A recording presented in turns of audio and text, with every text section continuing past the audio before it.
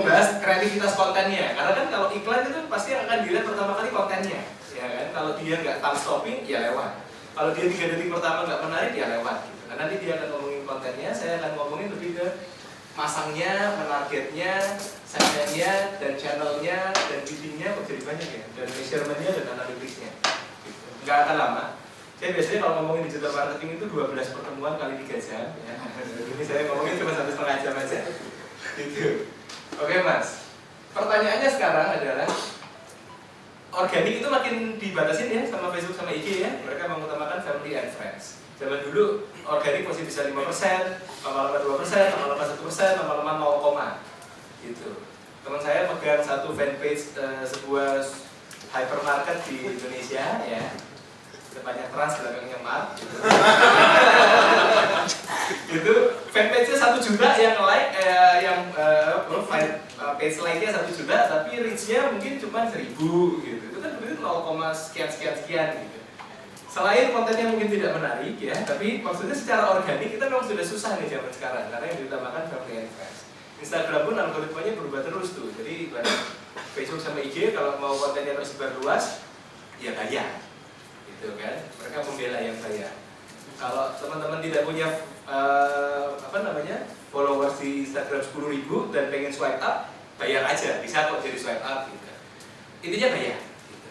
Karena mereka kalau bikin acara kan mahal-mahal ya biasanya, dan mereka perlu kas keuangannya tetap berjalan gitu. Nah, jadi bagaimana kita mengoptimalkan agar kita punya banyak business unit ya di sini yang hadir di sini, dan masing-masing punya objektif yang berbeda-beda. Ada yang sudah well known dan akhirnya saya nggak perlu lagi awareness dia Mas. Saya pengennya langsung traffic ke website aja.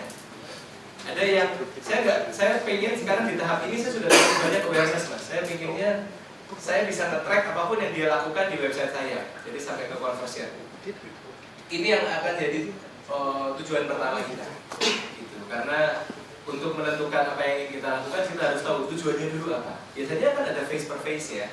Ada face awareness dulu yang mau kita, ini ibaratnya Mas Irawan. Mas Irawan sudah berkeluarga? Belum ya? Belakangnya Mbak Ingrid sudah berkeluarga? Udah, gitu kan jadi. Kita belum berkeluarga? Nah, kalau Mas Irawan hari ini langsung melamar Mbak Dila, kemungkinan diterima tinggi nggak? Enggak kan? Nggak usah malu-malu. Nanti personal ya Mas ya, nanti personal ya. Karena belum kenal, belum jalan, tiba-tiba udah ngelamar gitu. Mungkin ada yang mau gitu, cuman kan kayak kemungkinannya kecil gitu. Atau minimal nembak gitu, mau langsung pacaran saat ini juga. Kira-kira mau nggak? Belum tentu, karena belum kenal. Ya kan? Meskipun kadang-kadang brand kita sudah well known, tapi kan oh dia ternyata buka, oh ternyata ada banknya ya. Oh ternyata asuransinya itu ada lebih dari satu ya. Oh ternyata sekarang ada aset properti lain di tempat ini ya. Jadi kadang-kadang kita memang tetap perlu tahapan awareness. Mungkin awareness kayaknya menghabiskan uang gitu. Tapi kan at the end kita akan dapat impression dan kita akan dapat hasil yang intangible. Nggak bisa diukur dengan hasil dalam bentuk leads atau apapun itu. Tapi minimal orang-orang jadi sudah selangkah lah, gitu kan. Nah, terus nanti kita akan menentukan target audiensnya. Kita kadang-kadang kan bikin targeting itu awam banget ya, maksudnya umum banget gitu. Wanita usia 25 sampai 30 di Jakarta, wanita karir. Kan kayak gitu ya biasanya ya, demografi kan.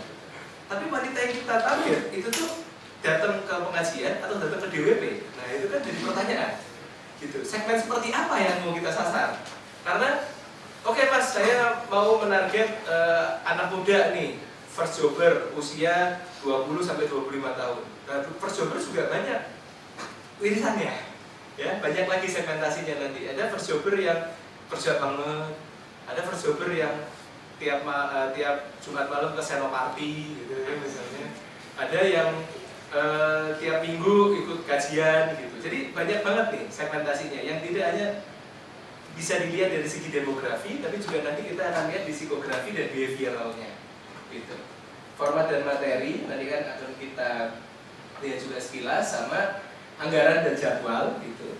Saya pernah ketemu brand yang budgetnya 200 juta sebulan, saya pernah ketemu brand yang budgetnya 1 juta. untuk 3 bulan.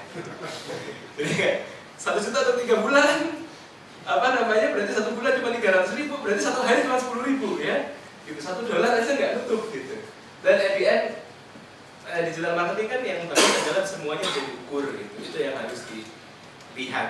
Saya waktu di agency tiap hari CEO manggil gitu buat melihat performance hari ini gimana, CPL-nya lebih mahal apa enggak, audiensnya udah bener apa belum gitu. Kita mau memperbaiki data lagi dengan cara seperti apa. Ini kan kita kayaknya nggak cukup tapi ya 1,5 jam kita cukupin.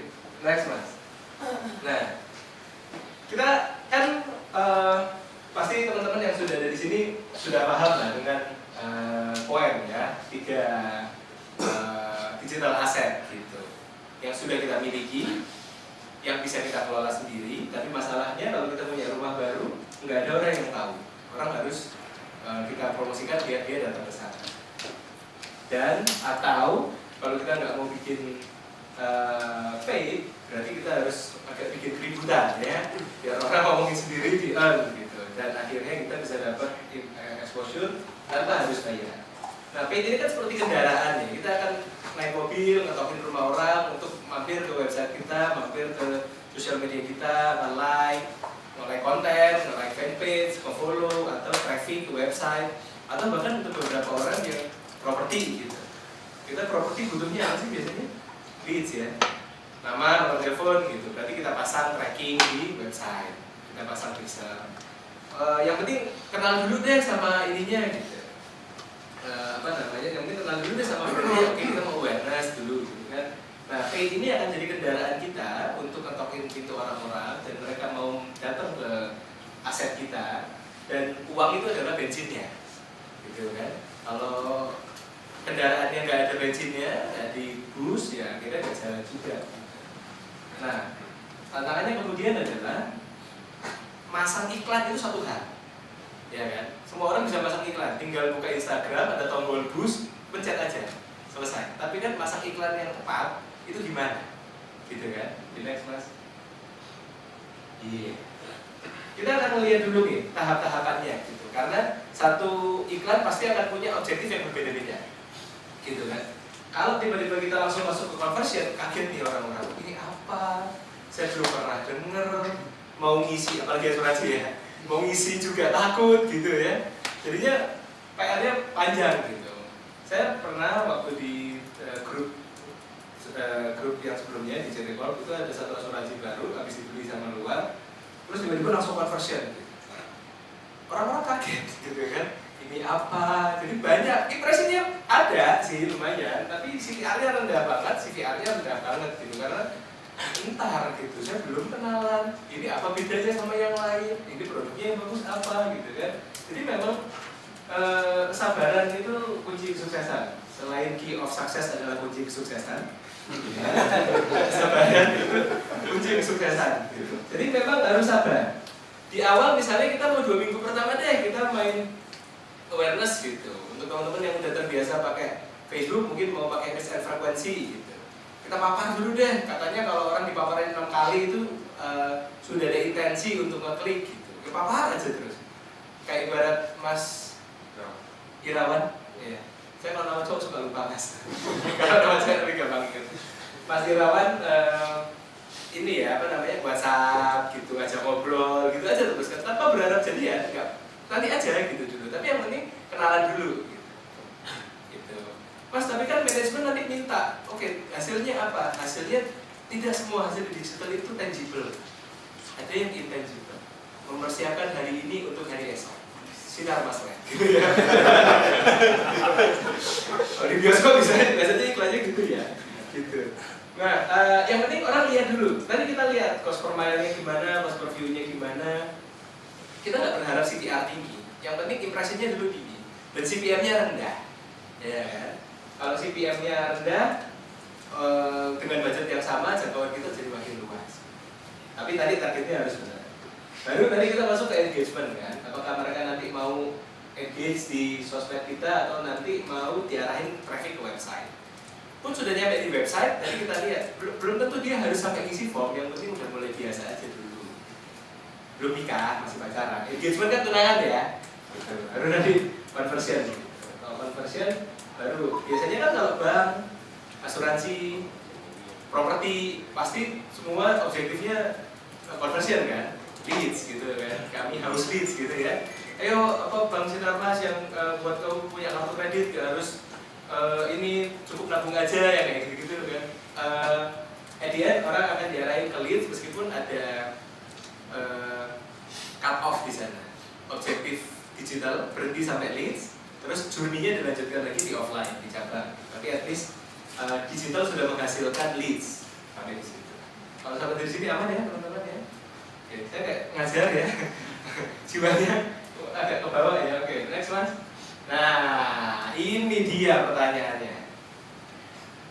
Orang yang mau kita sasar kan kalau kita lagi di departemen store ya, ada dua orang nih jalan nih, saya sama Mas Kikit gitu misalnya. Ternyata waktu kami jalan, saya ditawarin parfum, Mas Kikit enggak. Misalnya, pernah ya ngalamin kayak gitu ya? Atau lagi jalan, yang satu ditawarin mobil, yang satu enggak. Gitu. Kok judgmental sekali gitu ya? Dia bisa menilai orang hanya dari penampilannya gitu. Kok dia seperti ini ya, malaikat gitu, bisa mencatat penampilan, menilai orang dari penampilannya. Nah, tapi memang kita sebagai marketer di digital kadang-kadang memang harus ngejudge, gitu kan? Kira-kira orang yang pakai produk ini itu tuh karakteristiknya gimana, media behaviornya gimana, yang nanti akan divalidasi dengan FGD, dengan interview atau dengan kegiatan-kegiatan lainnya, survei dan lain-lain. Memang nggak bisa disamaratakan ya. Kira-kira orang yang punya mesin cuci yang mahal, ya, orang yang punya mesin cuci yang mahal yang top load, gitu, yang kira-kira harga mesin cucinya sendiri 10 juta, itu kira-kira namanya Raisa atau Rani ya, kira-kira, yang punya mesin cuci top load, namanya kira-kira Raisa atau Ria ya, kira-kira menurut teman-teman, ngejat aja, Ria ya, Ria ya, gitu. Kurang asik gitu. Kira-kira yang punya mesin cuci di depan itu namanya Sumiriyati atau namanya Raisa? Raisa, kayak lebih pantas gitu ya. meskipun yang Sumiriyati, ya? Yang punya duit si Sumiriyati padahal gitu. Si Raisa harus pakai kartu kredit cicilan 12 kali. Si Sumiriyati itu punya duit karena dia punya usaha yang goreng gitu misalnya. Tapi kita coba dari ini, kita lihat orang-orang tidak hanya dari demografinya, karena demografi itu luas banget. Umur yang sama, jenis kelamin yang sama, di kota yang sama, itu kan karakteristiknya berbeda-beda. Saya mau target milenial mas, mahasiswa, oke, buat nabung misalnya. Oke, mahasiswanya mahasiswa mana? Mahasiswa UI, mahasiswa UPN, atau mahasiswa Atmajaya. Tiga-tiganya itu karakternya beda. Yang UI minta gaji 8 juta. Dia harus 8 juta. Di atas 8 juta aja gak mau kan? Iya. Yang UPN mungkin gaji 4 juta aja udah bersyukur gitu. Ya anak Atmajaya ya 5-7 juta aman lah gitu. Nah, masalahnya dengan demografi yang sama, itu tuh karakteristiknya atau segmentasinya udah berbeda-beda gitu. Dan di zaman Facebook yang lebih kenal kita daripada suami atau istri kita sendiri, kan kelihatan ya. Kita suka ngeliatin foto apa, nggak usah nge-like, ngeliatin. Ya cowok-cowok biasanya di-explore gitu, nggak di-like. Kalau di-like kan jadi bahan terpakai ya. Minimal ngeliatin aja, kan kelihatan gitu. Dimana posting yang kita lihat sekilas, dimana posting yang kita pantengin terus, itu kan kelihatan behaviornya. Jadi kan Facebook sama Instagram tuh tahu banget aktivitas kita. Pun kita nggak ngisi informasi-informasi itu, dari behavior kita kan kelihatan. Kita nge-like posting apa, kita habis buka website apa dan lain-lain, kan semuanya kecatat. Behavioral kita posting biasanya ngomong atau captionnya tentang apa, itu kan kelihatan. Nah, dengan cara seperti ini kita bisa targeting dengan lebih dalam. Nanti targeting lebih dalam lagi memang Facebook punya toolsnya, tapi at least kita sebagai marketer punya gambaran nih gitu. Targeting seperti apa sih yang mau kita sasar gitu, biar tajam gitu. Karena kalau general kita nggak akan dapat siapa-siapa, tapi bukan berarti kita nggak boleh target lebih dari satu segmen, malah disarankan, cuman harus spesifik. Segmen 1 newlywed, umur sekian sampai sekian, gaya-gayanya ibu kota, masih merintis karir, ya beli kopi kenangan sekali-sekali gitu ya, sama beli fore kalau dapat kupon gitu kan. Gitu, newlywed, dia masih mempersiapkan masa depannya. Oke, needs-nya gitu, berarti nanti kita targetnya dengan bisnis seperti apa, gitu kan? Satu lagi, family with kids, sudah punya anak, pertimbangannya udah mikirin susu, popok, transport, sekolah, biaya TK sekarang 30 juta, saya dulu masuk UGM aja nggak sampai segitu, gitu kan? Jadi udah mulai banyak pikirannya gitu. Satu lagi segmennya yang sudah mature, established family, gitu. Udah punya uang, lagi nimbang cucu dan lain-lain. Nah, kalau kita udah punya segmentasi itu, akan jauh lebih mudah bagi kita untuk bikin message-nya, untuk bikin segmentasinya, dan akhirnya produknya pun bisa disesuaikan. Gitu. Buat yang ini produknya A, buat yang ini produknya B, buat yang ini produknya C.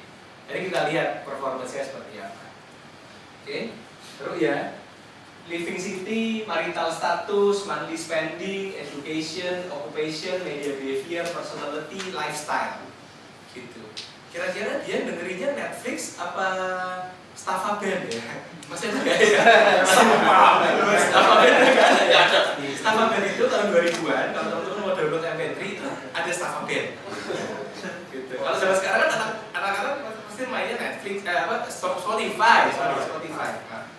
Atau teman-teman nontonnya Netflix atau Indo XX1 kan kayak gitu kan? Yang domainnya belakangnya ganti-ganti terus itu ya. Hari ini .club, besok .tv, berubah aja terus gitu ya, main kucing-kucingan gitu.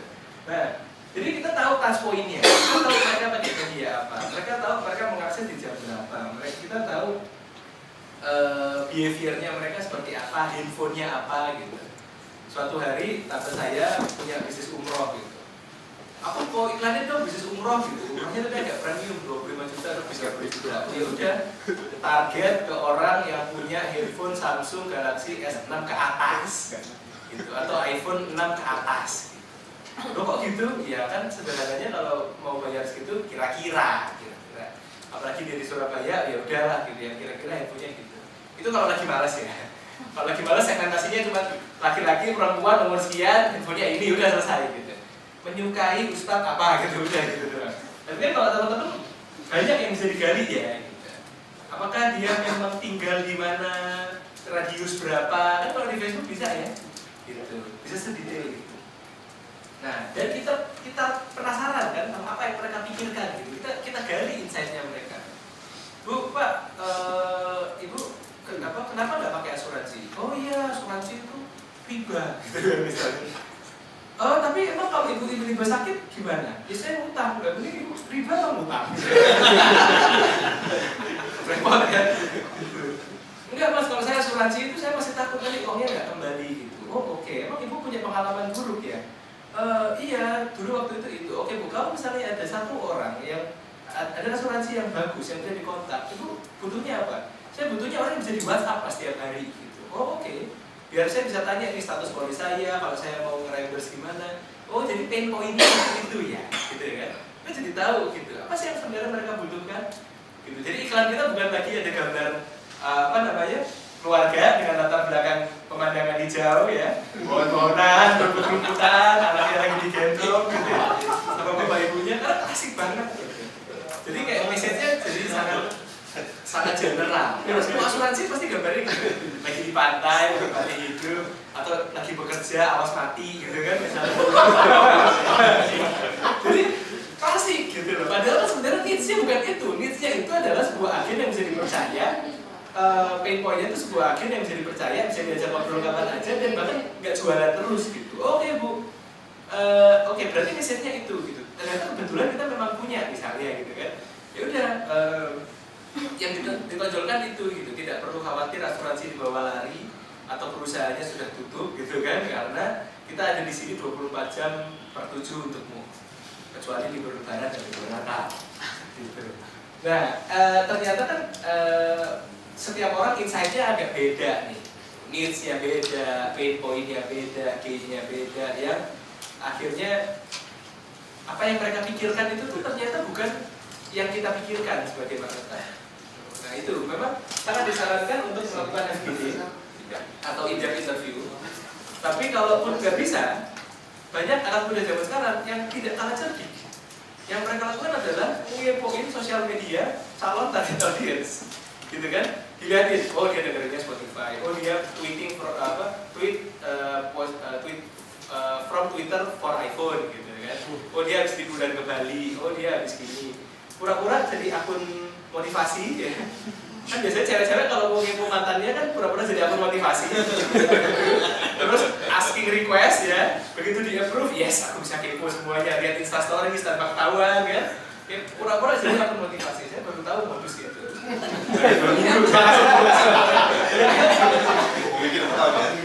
Iya kan, bikin alter account, fake account, tapi itu kata-kata motivasi kayak nggak ada yang salah dengan kata-kata motivasi, aku approve aja gitu kan.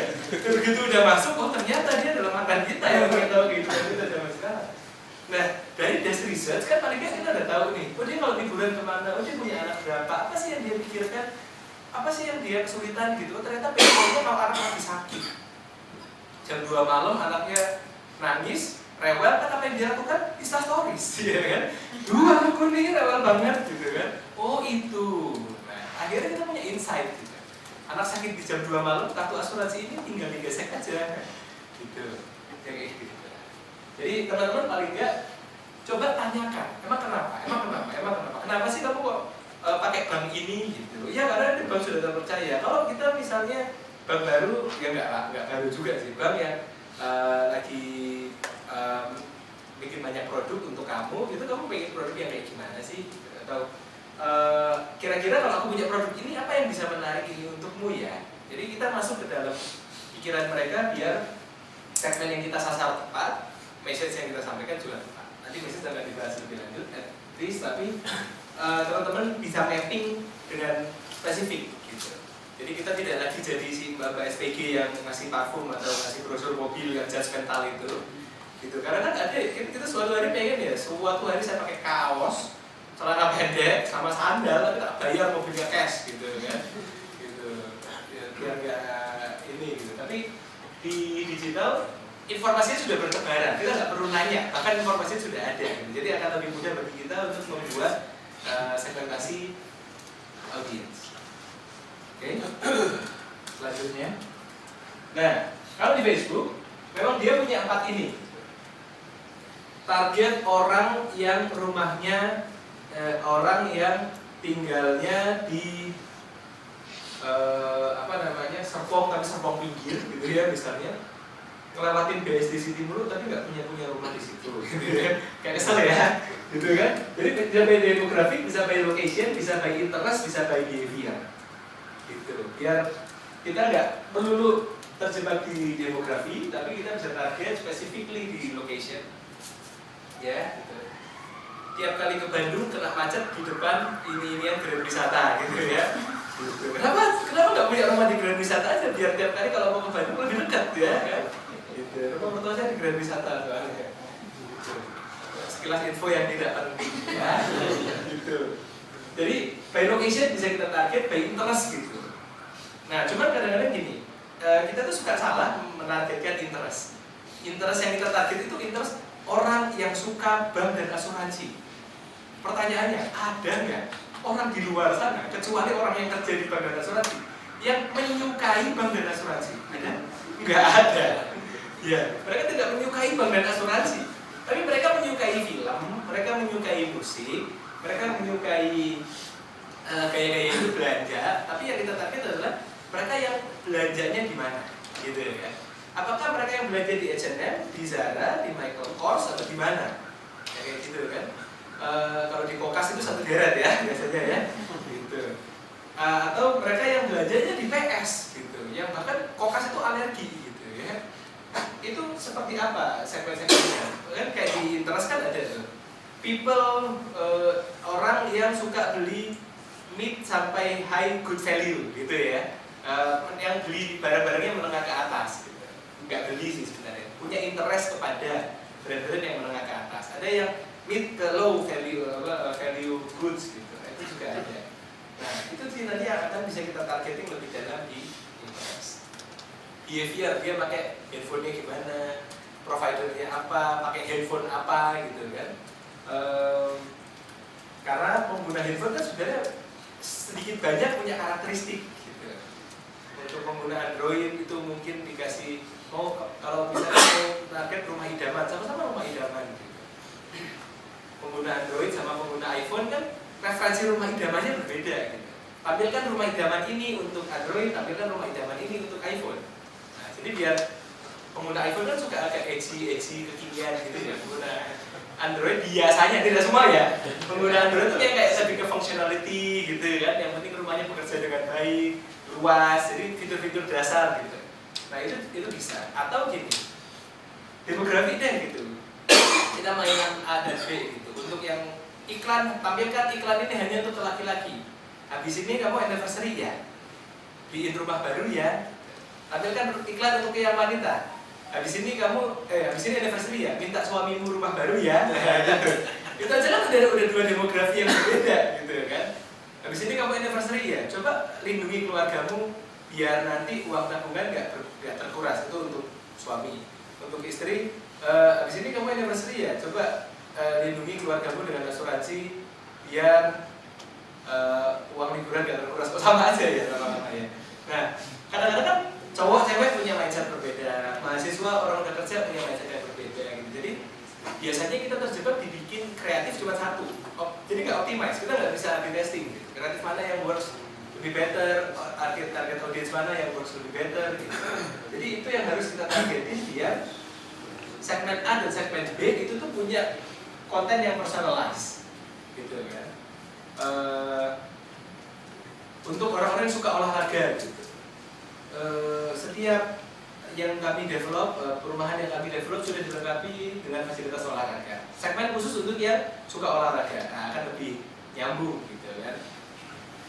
Untuk yang suka belanja gitu, belanja kuat, di asuransi nggak mau, ya kayak gitu kan kadang-kadang. Gitu. Belanja ini sudah, belanja itu sudah, di asuransi udah belum ya. Tantangannya adalah kalau yang B2B ya, ada dari mining juga ya di sini ya. Nah kalau yang B2B mungkin di sosial media lebih ke awareness ya, karena kan orang juga nggak bisa melakukan aktivitas tertentu gitu, tapi branding, awareness gitu. Jadi segmennya untuk orang umum ini, untuk SJW, tahu ya SJW ya, Social Justice Warrior yang dia pakai sedotan plastik ya, sedotan baja, sedotan stainless gitu ya, pakai tas ini, gitu, pakai ya apapun itu gitu. Itu beda lagi kontennya gitu kan. Karena mereka lebih sensitif, yang satu lebih umum. Nah, segmennya bisa banyak, dan itu yang memang perlu kita define.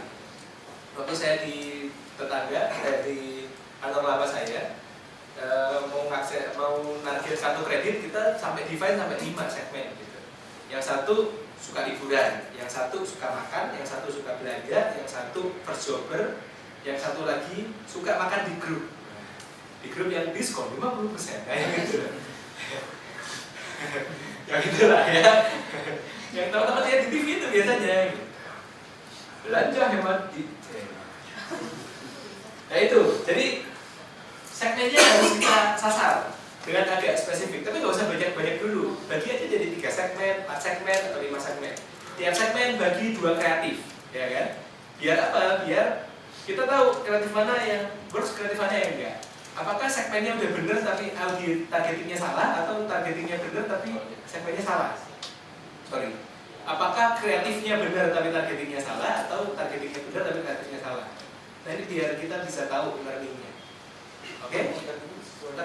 Ternyata iklan A dengan iklan B, iklan A CTR-nya lebih tinggi daripada iklan B. Nah kan kalau kita nggak punya 2 iklan, kita nggak bisa compare. Gitu. Pacar Anda hari ini tampak ganteng karena mantannya lebih jelek gitu kan. Ada comparison-nya gitu. Nah, itu target audience. Jadi kita bisa mentarget orang-orang itu based on demografi, based on location, based on interest, based on behavior. Gitu. Lebih spesifik, jadinya iklan kita itu lebih personalized. Karena kan at the end semua cita-cita brand dengan semua data yang ada itu kan single view of customer. Karena customer itu punya needs yang berbeda-beda, yang nggak bisa general gitu. Akhirnya iklan kita biar relevan kan bagi orang-orang nih gitu. Oh iya ini aku banget ya. Nah gitu. Oke, kita lanjut. Nah, Facebook punya targeting yang lebih seru lagi, kan? Apakah mau kita cuma target berdasarkan input yang kita masukkan, target usia, geografi, behavior, interest sesuai dengan yang kita masukkan, atau kita upload filenya ke Facebook. Facebook, aku kemarin habis bikin event, aku punya 10.000 data. Nih, sekarang aku masukin ya datanya ke kamu 10.000. Tolong targetin orang ini. Kemarin udah mampir ya ke open house kami ya.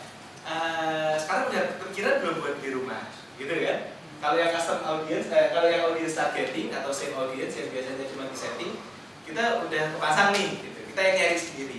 Tapi kan nggak ada yang tahu ya itu bener apa enggak gitu. Audience targeting bisa kita target, tapi yang lebih canggih lagi kalau kita udah punya datanya, upload aja jadi custom audience, gitu kan?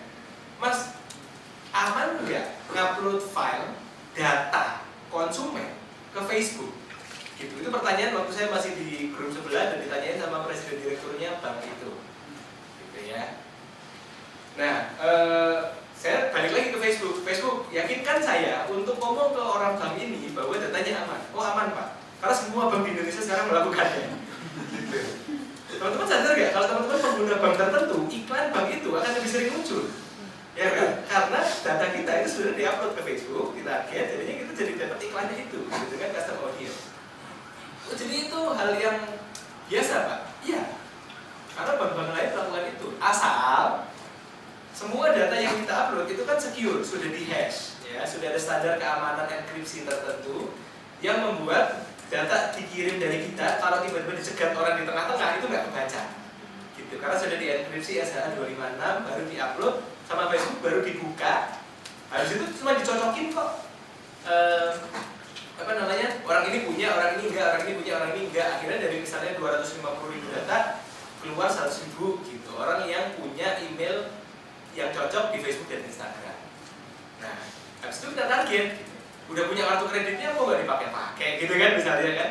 Kan kita bisa ya tarik data orang-orang yang behaviornya apa, gitu kan? Atau kita punya segmentasi khusus.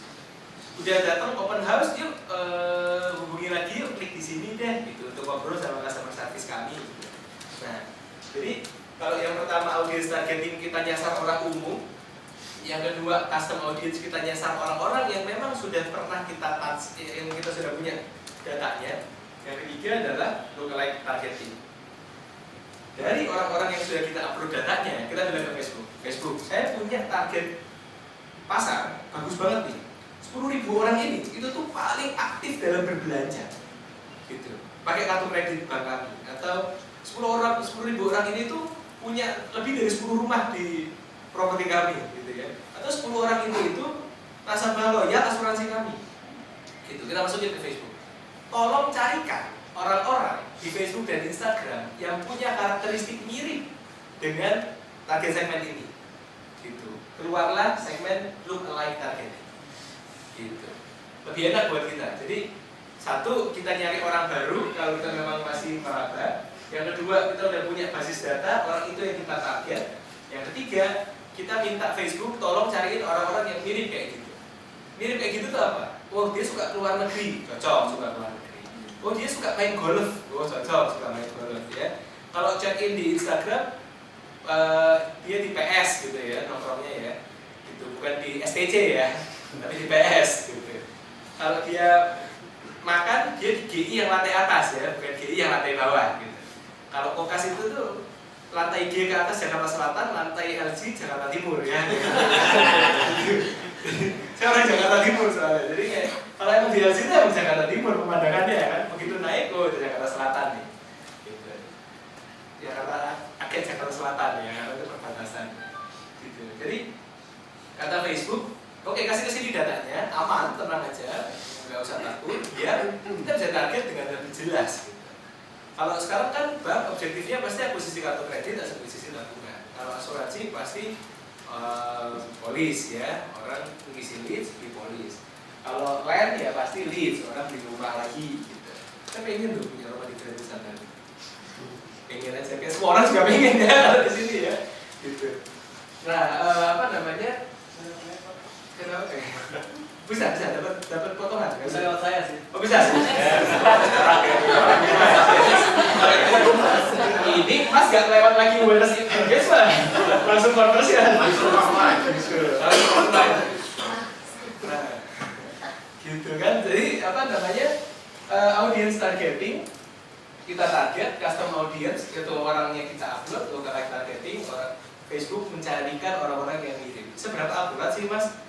Ya kan kita nggak tahu ya algoritmanya di belakang gimana ya. Cuman kemarin sih waktu saya jalanin bank dan asuransi kebetulan sama hotel itu tuh kita pakai 3 metode ini. Gitu. Jadi satu kita target orang lama, kedua revisit ya, orang-orang yang udah pernah nginep di hotel, emailnya ada, target datang lagi. Atau kayak orang-orang yang udah pernah beli rumah, ditarget, ayo beli rumah lagi gitu ya misalnya. Atau orang-orang yang udah pernah datang tapi belum follow up, ditarget, ayo kita lanjutin flow-nya gitu. Sama terakhir lookalike targeting yang harusnya sih lumayan bagus ya, karena algoritmanya Facebook itu kan melihat behavior. Bahkan konon katanya nggak tahu ya, konon katanya kan Facebook juga mendeteksi dari segala macam gitu, dari yang kita posting secara sadar maupun posting secara tidak sadar kayak caption dan lain-lain kan sebenarnya sudah dibaca. Konspirasinya sih image juga dilihat, cuman nggak tahu ya, gitu. Kayaknya aku nggak tahu, kayaknya aku nggak pernah nyari tentang ini, cuman aku pernah posting fotonya doang sih, gitu. Kok tiba-tiba ditarget gitu ya, nggak tahu. Mereka pasti tidak akan apa-apa, tapi kadang-kadang ada yang seperti itu. Nah, dengan cara seperti ini akhirnya kita bisa mentarget audience dengan lebih spesifik. Oke, aman ya? Oke. Nah, tinggal dari audience itu mau kita target dengan cara apa? Ya kan? Semua yang ada di sebelah kiri itu yang penting awareness, ya. Yang di tengah itu consideration, yang di kanan itu conversion. Kalau awareness gampang, ya tinggal klik, audiensnya di setting, di boost, selesai masalah. Tinggal kita lihat aja impressionnya berapa dan CPM-nya berapa. Kan yang penting adalah kita keluar uang berapa, dapatnya berapa, kan gitu kan. Jadi kalau yang di awal biasanya teman-teman kalau buka Facebook Ads kan pasti kelihatan kiri tengah kanan gitu kan. Nah, tinggal tantangannya adalah yang tengah sama yang kanan. Yang paling merantau pasti yang kanan. Karena kalau yang kiri orang melihat posting kita, oke, terus kenapa? Kalau udah lihat posting kita kan orang udah dapat awareness, oke, terus langkah selanjutnya apa? Gitu. Apakah konten kita yang lain harus tetap bagus? Apakah ada call to action di situ? Itu yang harus clear. Jadi minimal kita targetnya memang cuma awareness gitu. Tapi begitu orang awareness udah lihat, ada tombol call to action, siapa yang pengen silakan masuk ke website kita. Atau promote your page gitu. Fanpageku nggak semua, ya ada yang masih berpatokan bahwa follower dan fans itu segalanya gitu kan. Ada yang udah mulai nggak berpatokan itu juga, karena buat apa kita punya 100.000 tapi kalau organic reach-nya juga makin kecil gitu kan. Nah tapi kadang-kadang ada yang masih, kok fanpage kita like-nya cuma 3.000 sih gitu. Kayak si itu dong gitu, 300.000 gitu kan. Gitu. Nah itu kadang-kadang kan kita tetap perlu ya promote your page gitu biar konversinya likes, fanpage ya, likes jadi fans gitu. Karena ada tipikal yang memang menjunjung tinggi fans, ada yang penting engagement deh gitu. Ada banyak lah gitu. Tapi at least kan masa fanpage kita follower fansnya cuma 1.000 ya nggak elok juga sih gitu ya. Kasihlah 10.000 atau 100.000 gitu. Toh cost per acquisition page like murah kok ya zaman sekarang ya, paling di bawah 1.000 kok gitu. Jadi kalau pengen nambah 10.000 tinggal dikali 1.000, 10 juta, udah kita dapat 10.000 fans. Ya nggak apa-apa. Kalau beli di abang-abang kan lebih cepat, tapi lebih cepat naik, lebih cepat turun ya. Kok turun terus ya? Gitu. Nah, sama location, sama increase brand awareness. Nah itu yang awareness satuannya pasti impression. Karena yang kita kejar yang penting orang lihat dulu deh. Nah yang tengah, tantangannya kemudian adalah gimana caranya membuat orang itu klik website kita, gitu kan? Nanti berarti yang harus kita ukur berapa CPC-nya dan berapa CTR-nya. Perbandingan antara orang yang ngeklik dibanding orang yang melihat. Atau install app, atau event, atau videos, atau leads. Ya. Leads itu kan masih masuk engagement karena masih belum sampai conversion. Teman-teman udah ada yang biasa pakai lead gen, Facebook lead gen? Belum ada? Oh iya, yang properti pasti sering ya mas ya. Gitu. Karena kan kayak orang kelamaan kalau harus buka lagi ke website kita kan langsung aja ditangkap gitu. Meskipun kalau di Facebook proporsi yang bisa dihubungi sama yang isi sepertiga gitu ya biasanya. Tapi nggak apa-apa, maksudnya leads itu kan yang menggerakkan bisnis ya gitu. Yang penting orang isi gitu. Apalagi kalau bank, asuransi dan yang lain-lain.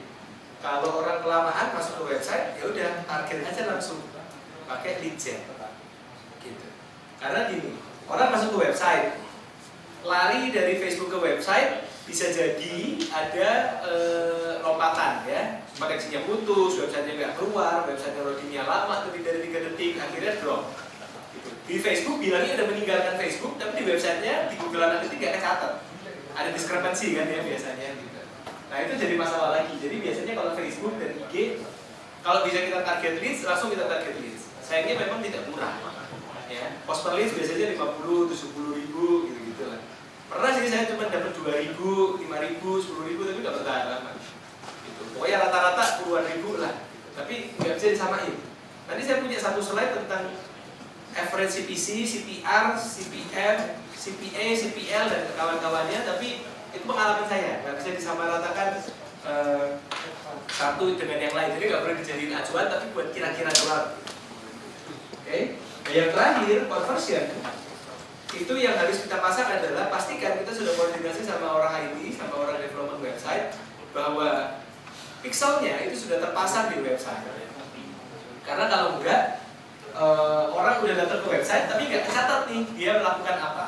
Kalau misalnya B2B, mining gitu kan objektifnya orang mungkin isi form atau apa gitu ya, meninggalkan leads di kontak form gitu. Nah kita pastikan setelah orang isi kontak form, dia masuk ke thank you page, baru thank you page itu kita kasih kode pixel. Ya nanti dia kirim balik ke Facebook. Facebook orang yang tadi datang dari kamu, nyampe ke sini itu dia akhirnya beli kok, gitu. Atau dia akhirnya ngisi kok, gitu, sesuai dengan objektif kita. Karena kalau enggak, akhirnya kita cuma bisa ngelihat kliknya doang. Tapi di dalam website itu kita nggak tahu nih berapa yang jadinya convert. Gitu. Nah, apa namanya? Jadi kalau yang awareness sama consideration nanti biasanya akan kita cocokin, tapi jangan kaget kalau datanya nggak sama. Data dari Facebook 1000 yang kepilih, data dari Google Analytics kok yang mampir cuma 800 gitu. Pasti ada perbedaan itu. Waktu saya tanya ke orang Facebook, ya orang Facebook, orang yang sudah meninggalkan Facebook itu dihitung 1 klik. Karena udah ngeklik. Masalahnya nanti nyampe ke website apa enggak tahu ya, katanya Google Analytics. Ya aku cuma ngitung orang yang udah nyampe, gitu kan. Ibarat anak berangkat dari rumah, tapi ternyata dia bolos gitu ya, nggak masuk ke sekolah gitu. Kenapa ya si anak gitu ya? Gitu. Jadi pasti akan beda, tapi at least kita ukur. Semuanya kita ukur, tampilin aja. Ini dashboard Facebook, ini dashboard Google Analytics untuk visit traffic. Gitu. Ini impression yang didapatkan Facebook, terus kliknya sekian, CTR-nya berapa? Apakah bulan ini dibandingkan bulan lalu CTR-nya lebih baik atau tidak? Oke, sampai sini aman ya teman-teman ya. Intinya kan Facebook sama Instagram ini semakin kesini jauh lebih gampang lagi kan daripada Google ya. Pusing kan teman-teman kalau nyeting dashboard Google, pusing karena lebih ribet gitu. Tapi kan maksudnya pastikan semua yang kita lakukan terukur. Nanti saya akan ngomongin tentang UTM juga. Biar kadang-kadang gini, kita masak iklan udah 4, terus ya kita kasih UTM, ya.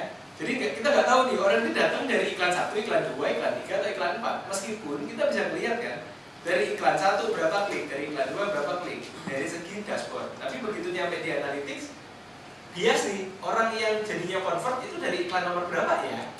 Gitu. Itu harus dipasangin UTM. Yeah. Oke, yang ini clear. Kita maju. Nah. Kalau biasanya saya lagi males, apalagi kalau misalnya cuma tante saya yang minta gitu ya, kayak, oh iya tidak tolong dong esin gitu, ya udah tinggal klik promote aja gitu kan, dari IG selesai gitu. Tapi kan masalahnya kalau kita sebagai marketer kok nanggung ya, kok kurang asik ya kalau cuma sekedar diklik promote gitu ya dari aplikasi ya, maka bisa mungkin kita buka Facebook Business Manager. Nanti tinggal objektifnya yang kita bedain. Nah. Oh iya, sama ini. Kalau di Facebook itu kita bisa nambah like page ya, fan page like. Tapi kalau di Instagram bisa nggak mas? Sayangnya tidak bisa. Ya, kita cuma bisa ngirim orang klik to profile yang bisa ke profile, tapi ada satu step lagi, apakah dia nyampe ke profile itu mau nge-like apakah mau follow apa enggak? Iya, itu memang tantangannya gitu kalau di Instagram. Jadi lebih baik beli di apa-apa. jangan. Enggak, sekarang gini, ada saya kayak iya gitu. Enggak usah beli, enggak mau aku pokoknya beli. Kami yang bayar, maksudnya ada dalam invoice, ya udah kami beliin. Nambah hari ini 10.000, besoknya tinggal 2.000 gitu. Kan sudah saya bilang, nggak usah beli. Enggak apa-apa, soalnya bosku minta aja. Ya udah, terserah. Gitu. Akhirnya dia beli lagi 10.000, 2.000. Berarti kita anggap aja berarti harganya cuma 10.000. Tapi memang harganya cuma 2.000 gitu. Habis itu ditutup sama ads gitu. Ya, ini kan dunia yang hitam, tidak hitam dan putih ya. Gitu. Tapi jangan ya, jangan ditiru ya. Kecuali kepepet video. Tapi banyak jalan menuju Roma yang saya tidak sama sekali tidak menyarankan, karena apa? Itu hanyalah ilusi belaka. Kita ngomong sama bayangan, gitu. Kita nggak bisa ngapa-ngapain. Kecuali konsisten banget, beli follower, beli like, sama beli komen. Ada kan zaman sekarang ya? Sama view ya. Gitu. Orang Indonesia itu tuh emang kreativitas berbisnisnya luar biasa. Punya akun ternakan nggak cuma buat satu kegiatan ya, bisa sekalian nge-follow, bisa sekalian nge-like, bisa sekalian nge-view, bisa sekalian gitu. Nah, tapi kan engagement kita bukan itu. Buat apa punya banyak followers kalau leads-nya sedikit, gitu kan? Jadi kan yang menggerakkan bisnis itu leads, gitu. Tapi kalau buat apa? Kan kadang-kadang ada yang leads-nya banyak, tapi masa follower cuma 16 gitu, nggak mungkin ya, nggak follower 16 ya. Nah, jadi ada yang langsung, ada juga yang pakai Facebook Ads Manager. Yang paling kita sarankan pasti pakai Facebook Ads Manager karena jauh lebih ya. Tapi kalau teman-teman memang lagi hari Sabtu, lagi ada yang mau di-campaignin, ya udah lah ya, pakai IG langsung atau pakai Facebook Ads Manager yang di mobile juga bisa. Karena aplikasi Facebook juga bisa. Next. Nah, kadang-kadang kita suka males bikin struktur, ya. Karena kayak campaign A gitu. Kadang-kadang kalau males cuma ABC gitu ya. Karena kayak males banget kalau harus namain satu-satu gitu. Padahal kerapihan sebagian dari iman ya. Kalau kita bikin strukturnya rapi, enak tracknya. Campaign A dengan objektif apa, adset apa, ada ad 1, 2, 3. Adset apa, ada ad 1, 2, 3. Adset itu kan biasanya kita belah per segmen. Akan bukan? Oh iya, nanti ada. Jadi kadang-kadang kita suka malas nih bikin struktur yang rapi gitu. Padahal memang kita perlu ya, berarti nyarinya gampang, nyetetnya gampang gitu. Kadang-kadang kan kita semua S satu campaign, satu-satu ya. Ads A, Ads B, Ads B, C itu campaign 1, campaign 2, campaign 3 gitu. Padahal kan kalau kita urutin enak gitu. Campaign A punya target A, B, C, masing-masing punya iklan A1, A2, A3, B1, B2, B3, C1, C2, C3. Akhirnya kalau di Facebook Ads Manager tuh ngekliknya enak, rapi. Ini dibuka totalnya sekian, ini dibuka totalnya sekian, gitu kan? Di dashboardnya jauh lebih mudah. Tapi memang setengah mati sih, gitu. Saya kalau klien bener saya bikin struktur, kalau saya klien sembarangan, maksudnya kayak tante yang tadi minta umroh itu, ya bikin aja cepet-cepetan. Gitu. Akhirnya campaign-nya jadi banyak banget. Padahal sebenarnya tuh ads-nya ada 5, tapi campaign-nya jadi ada 5 gitu. Masing-masing campaign cuma punya satu ads sama satu ads gitu kan. Nah itu sih yang mungkin harus lebih kita perhatikan dan kita siapkan. Biasanya anak performance nih yang akan ngurusin beginian. Kalau anak kreatif biasanya sekedar bikin terus udah ya, terus nggak tahu tuh itu settingnya seperti apa. Tapi lebih rapi, lebih menyenangkan karena orang-orang juga jadi lebih enak ngeliat. Oke. Masalah struktur ini nggak sulit, cuma kadang-kadang malas aja gitu kan. Utamanya itu sih, pengalaman sih dari teman-teman sih kadang-kadang saya juga kadang-kadang gitu kayak malas bikin struktur banget. Tapi ya itu, ini kemaslahatan umat bersama. Dan begitu kalau ada dipanggil bos, gampang nampilinnya gitu. Ini Pak, tetap. Nah, kalau enggak bingung ngekliknya satu-satu. Ya Mas? Nah, jadi gini, masalah kreatif, idenya nanti akan dibahas sama Mas Didi. Tapi kadang-kadang kita tidak sadar bahwa bikin satu iklan, kita masukin ke Facebook sama IG sama Instagram Stories. Semuanya gambarnya square. Begitu masuk ke IG Stories, cuma square sama ada tulisannya. Gitu kan, latar belakangnya hitam gitu. Nggak apa-apa, untuk kalau dari segi kecepatan yang penting cepat naik gitu. Tapi kan kalau dari segi experience, daripada gitu bikin aja langsung yang 16:9, 9 dari 16. Jadi memang setiap image akan kita siapin gitu kan, ada yang square, ada yang vertikal dengan resolusi yang tepat, atau kalau bisa bergerak-gerak lebih bagus. Nggak selalu sih, most likely yang agak gerak dikit bisa dapat engagement yang lebih tinggi, tapi tidak selalu, case by case. Nah, tinggal kita memang harus agak rapi gitu. Tapi kan kadang-kadang males ya request ke desainer ya. Ribet banget sih bikin 2 versi gitu, 1 versi aja kan bisa gitu. Iya, tapi experience-nya jadi kurang maksimal. Kalau Insta Stories ya emang harus 9:15, kalau Square ya emang harus Square gitu. Nah, itu adalah ads kita di ads kita di Facebook ataupun di Instagram. Pastikan ukurannya, tampilannya, kita belum ngomong sampai ide deh, ukurannya dulu deh, itu udah benar gitu. Dan yang paling dasar, masih banyak yang bikin ads itu tuh teksnya di atas 20%, ya kan? Nah, itu udah lewat lah sudah gitu, karena akhirnya nggak maksimal kan, bayar lebih mahal, lebih sedikit, hasilnya juga lebih sedikit dan lain-lain. Next lagi mas. Nah, ini yang benar untuk stories, ya. Memang dimaksimalkan segitu, 9 dari 16 full screen vertical ad. Gitu. Apalagi kalau teman-teman pun belum punya followers 10.000 pun kan nggak apa-apa, tetap bisa stories ya, asal gaya. Jadi experience-nya orang juga langsung lihatnya jreng gitu. Apalagi dia biasa lihat stories orang kan pasti full, tiba-tiba lihat iklan kita kotak gitu kan, kayak nanggung gitu, kayak oh ini iklan nih. Oke, next. Nah, mungkin kan kadang-kadang main utamanya sosial media ya, tapi kan kadang-kadang teman-teman nggak bisa bergantung di sosial media aja gitu. Kadang-kadang juga perlu display, kadang-kadang juga perlu SEM gitu, biar semuanya mendukung kan gitu. Ya sama, kurang lebih masing-masing tadi kan punya objektif dan masing-masing punya tantangannya sendiri gitu. Kalau search gimana, kalau display gimana, kalau ada butuh klik pasti pakai search. Orang nyari rumah kan nggak butuh display, orang butuhnya search gitu. Display untuk orang-orang yang belum kepikiran sama sekali, shopping, tapi kayaknya di sini nggak. Kita pakai shopping, YouTube Ads sama GSP. GSP ini agak menarik sih, karena orang Indonesia agak jarang ya buka email dari desktop pakai Gmail gitu kan. Jadi tantangannya ada sendiri, tapi bukan berarti tidak efektif. Bisa jadi untuk segmen tertentu. Next lagi mas. Tapi yang penting ini teman-teman. Kadang-kadang itu tuh kita kalau bikin campaign itu tuh kayak asal bikin gitu. Padahal kalau SEM apalagi ada keyword research-nya, ya kan? Landing page-nya udah siap apa belum gitu.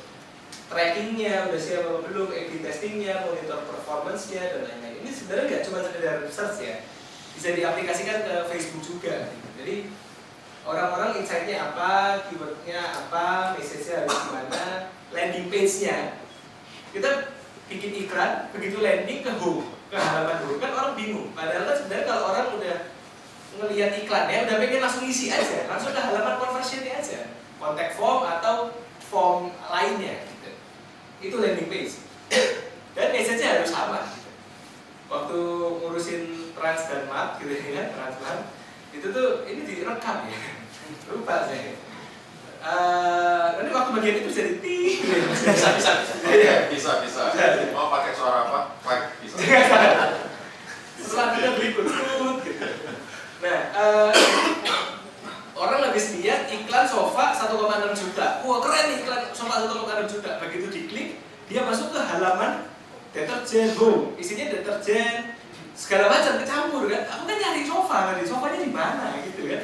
Akhirnya orang pergi lagi gitu. Jadi kalau landing page itu memang harus sangat diperhatikan biar experience-nya orang itu flawless gitu ya, nyambung banget dari awal sampai akhir. Gitu, kita tracking UTM-nya, kita A/B testing, kita monitor, kita assess dan akhirnya kita kasih feedback. Karena kadang-kadang kayak ada orang-orang yang tipikal pasang iklan lancaran aja gitu. Nah, masalahnya nanti kalau CPL-nya mahal, kalau ternyata CPM-nya CPC-nya mahal, kita rugi dong gitu. Padahal bisa kita optimize, apakah optimize channelnya, apakah optimize targetnya, apakah optimize kreatifnya dan lain-lain. Next mas. Nah ini UTM. UTM itu bikinnya nggak susah kok. Teman-teman tinggal cari UTM generator atau UTM builder gitu kan. Tinggal diisi aja. Source Facebook, Medium, ads apa gitu kan. Source Instagram, Medium, Stories, campaign name apa gitu. Jadi source Google, Medium, SEM gitu. Sebenarnya kan tidak ada aturan baku ya untuk bikin UTM. Tinggal teman-teman bikin klasifikasi UTM aja sendiri gitu. Ya nanti source KOL, Medium, nama KOL-nya siapa gitu kan. Biar nanti kelihatan orang-orang yang datang ke website kita itu tuh dari siapa gitu. Kenapa? Ya dari siapa gitu. Betul. Ibarat teman-teman kalau habis karya wisata atau habis liburan naik bis gitu terus ke toko oleh-oleh kita dikasih stiker ya. Stiker ada angkanya itu loh kalau di Krishna gitu kan biasanya dikasih stiker ada ininya kan orang taunya oh ini dari bis mana gitu kan. Nah, ini adalah UTM gitu. Jadi efektivitas ada 5 KOL. 5 KOL kita kasih bit.ly yang beda-beda. Tiap bit.ly kita suruh dia kita pantau nih gitu. Ternyata yang datang dari KOL A lebih banyak daripada KOL B, padahal KOL B lebih mahal ternyata. Gitu. Nah, kita kan bisa ukur efektivitasnya nanti. Kan kadang-kadang kita suka lupa pasang UTM. Ya. Jadi kelihatannya semuanya dari Facebook. Nah, Facebook kan banyak. Ada organik, ada paid. Paid-nya pun banyak. Ada paid yang nge-traffic, ada paid yang ini. Jadi benar-benar kita lihat nanti efektivitas iklan per iklannya seperti apa. Gitu, biar maksimal. Oke? Next, Mas. Nah, pokoknya saya kalau sebenarnya ngelihat ini. Apakah channelnya sudah tepat? Apakah audiensnya sudah tepat? Apakah kreatifnya sudah tepat? Apakah optimisasinya sudah tepat? Optimisasi itu maksudnya beat, ya, budget, beat, timeline dan lain-lain. Jadi biasanya channelnya udah benar, audiensnya kurang tepat. Atau channelnya udah benar, audiensnya benar, kreatifnya nggak masuk. Nah, kalau empat-empatnya optimal, enak nih. Channelnya benar, audiensnya benar, kreatifnya benar, optimization-nya atau bidding-nya juga benar, maksimal iklan kita. Biasanya kan kita nanti fine tuning aja.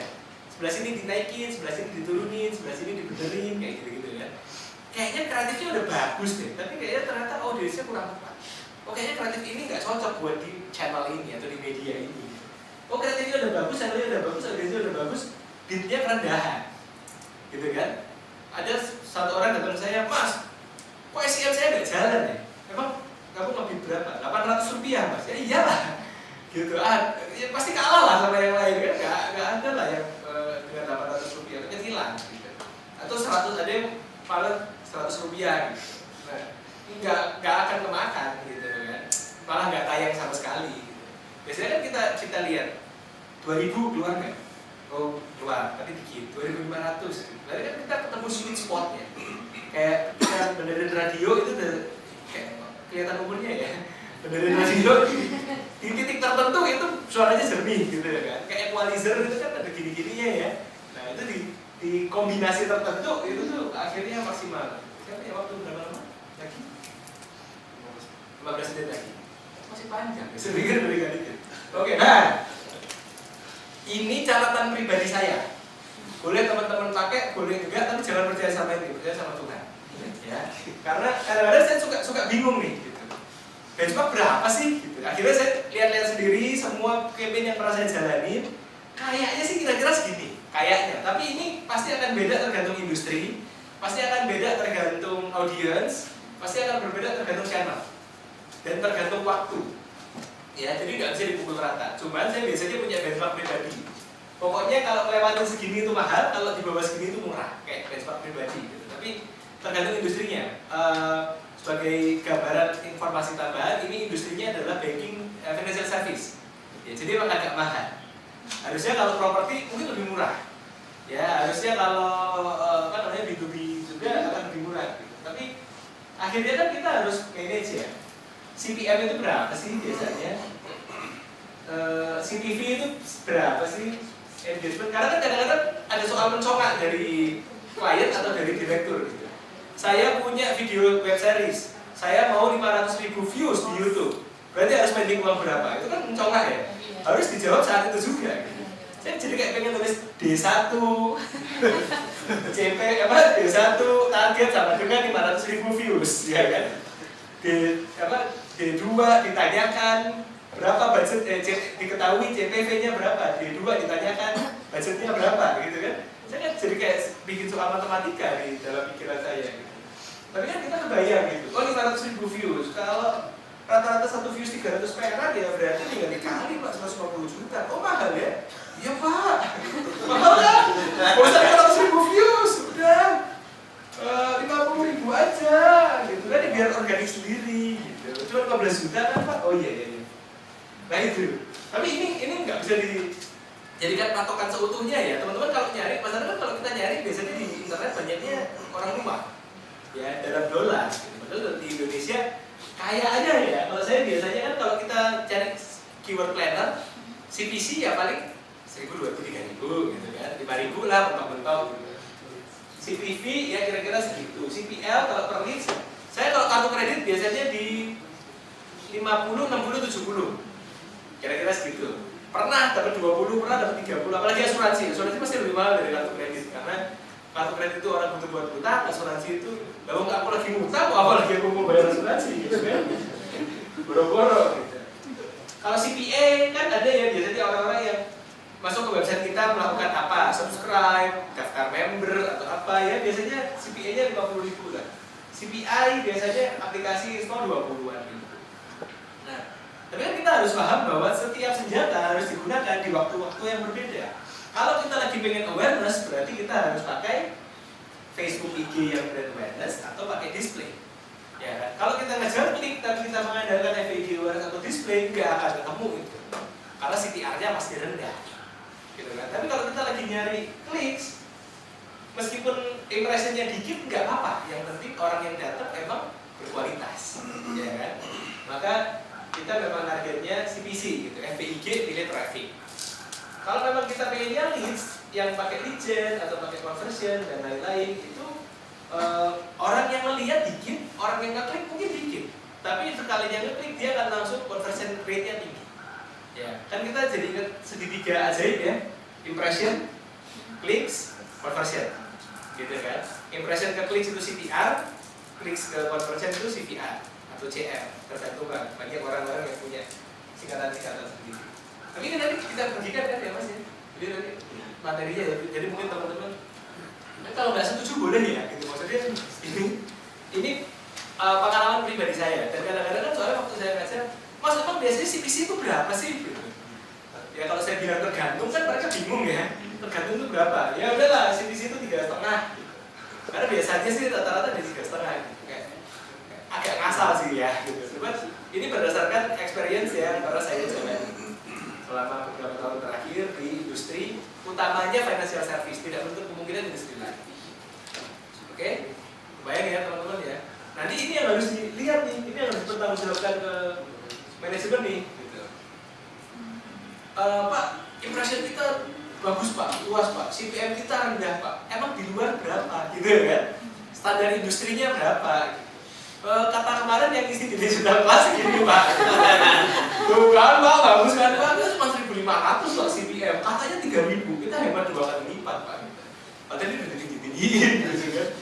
Nah enggak, tapi memang banyak. Masalahnya kalau kita lihat di internet pasti biasanya dalam dolar gitu ya, nggak relevan. Audiensnya nggak relevan, industrinya nggak relevan dan lain-lain. Paling enggak teman-teman punya bayangan lah.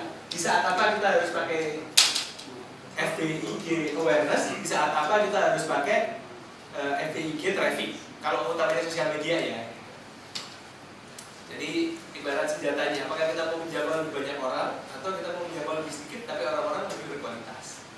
Gitu. Karena untuk harga-harga tertentu kan kita nggak perlu impression yang terlalu banyak ya. Gitu. Rumah harga 2M gitu. Ya kita nggak perlu impression yang terlalu banyak, lebih segmented aja. Gitu. Yang penting dia memang berkualitas, quality leads. Gitu. Tapi kalau kita yang memang mass gitu kayak bank dan asuransi gitu, mungkin memang perlu lebih banyak reach dulu gitu. Reach-nya orangnya berapa, nanti impression-nya gimana. Nah, ini yang mungkin bisa jadi contekan, tapi sekali lagi disclaimer saya, jangan menggunakan ini sebagai bahan apapun, ya, karena beda banget industrinya, gitu. Ini cuma contekan saya pribadi aja, gitu. Biar nanti kalau ada mencongat lebih gampang, ya. Gitu. Mereka kan saya hitungin dulu Pak, kira-kira aja, ya kira-kira segini Pak, gitu kan. Gitu.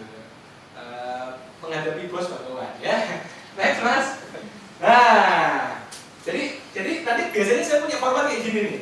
Kalau kita pakai GDN, itu berapa persen dari budget, itu targeting atau retargeted. Jadi budgetnya berapa, impressionnya berapa, CPM-nya berapa, keluar impressionnya berapa, CTR-nya berapa, kliknya, CTR, lead, CPR. Nah, udah. Gitu. Ini nanti dibawa pulang ya. Nanti dibawa pulang ya. Tapi maksudnya, teman-teman kan kalau bikin planning, jadi enak gitu kan. Oke, saya punya uang sekian. Punya uang sekian, dengan asumsi kalau punya uang sekian itu menghasilkan sekian impression. Harga satu impression berapa, totalnya berarti CTR-nya berapa, jadi dapat berapa klik, CPR-nya berapa, jadi dapat berapa lead, berarti ujung-ujungnya CPR itu kan nggak ada. CPR itu kan adalah budget dibagi hasil, ya kan? Kita ngeluarin uang 25 juta, kita dapat lead cuma 34, berarti harga satu lead adalah 25 juta dibagi 34, ya kan? Saya pikir dulu masuk ilmu komunikasi itu nggak ketemu sama matematika lagi, ternyata saya salah besar. Gitu, ujung-ujungnya disuruh ngitung juga kan gitu. Nah, teman-teman jadi punya gambaran gitu. Tapi ini semua proyeksi ya. Kira-kira kalau saya punya uang sekian, CPM-nya diketahui, perlu tulis soal matematika nggak? Nggak kan ya? Diketahui, ditanya, jawab, jadi gitu kan. Jadi biasanya kita ketahui CPM, CTR, CVR sama ya udah itu tiga itu. CPM, CPC, CTR sama CVR. Ya kan, yang tadi di slide yang tadi gitu, yang mana tapi nanti sekali lagi nggak bisa dipukul rata gitu, bisa jadi naik, bisa jadi turun, bisa jadi bagus banget, bisa jadi jelek banget gitu. Nah itu sangat tergantung dengan situasi. Tapi kan kita nggak bisa dapat report kalau kita nggak punya proyeksi gitu kan, jadi kita harus proyeksi dulu kan, proyeksi di awal gimana, next lagi mas. Nah ini plan actual gap, karena di at the end setiap akhir bulan kita akan bikin ini. Oh iya Pak, kita budgetnya plannya sekian, aktualnya sekian, berarti pas, nggak underspend, nggak over budget. Impressionnya kita kira-kira per media ya, media yang di use apa ya? Per media ini plannya kira-kira dapatnya impressionnya sekian, tapi ternyata CPM-nya lebih rendah, jadinya dapatnya impressionnya lebih tinggi, gitu kan? Gapnya berapa persen? Gap itu bisa jadi dalam persentase ya biasanya kan, over atau di bawah. Kliknya kami rencanakan berapa, actualnya berapa, berarti gapnya berapa persen. Atau achievement lah ya, ada yang biasa bikin gap, ada yang biasa bikin achievement gitu. Conversionnya berapa, conversion kan bisa jadi leads, bisa jadi subscriber, bisa jadi yang lain-lain gitu. Lainnya berapa, actualnya berapa, gapnya berapa. CTR-nya kita bayangin berapa, CVR-nya, CPR-nya, CPC-nya, dan CPR atau CPI-nya. Nah, nanti tinggal kita lihat nih, proyeksi kita berapa, ternyata aktualnya berapa. Saya dulu orangnya optimis banget, kayak agak naif gitu loh. Bisa nggak?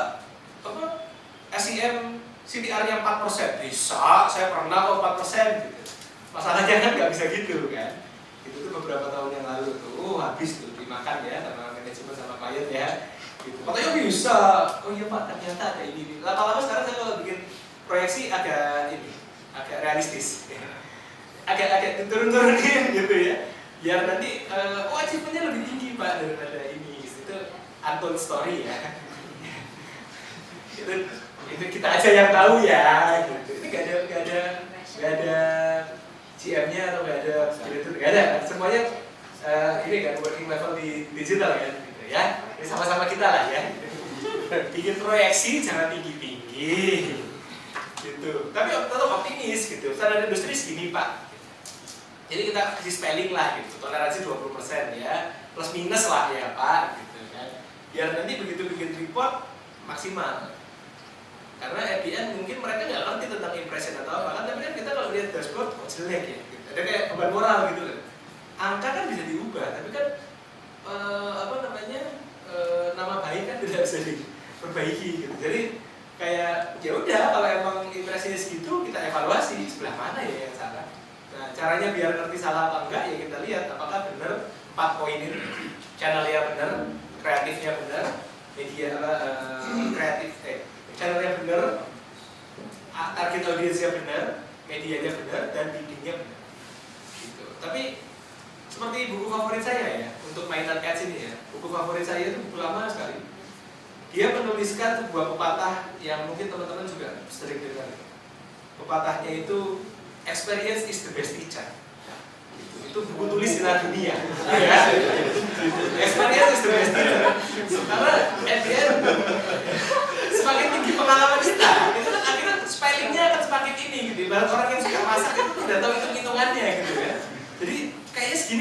gini kebanyakan itu udah tahu itu yang bisa mengajarkan itu hanyalah pengalaman, ya.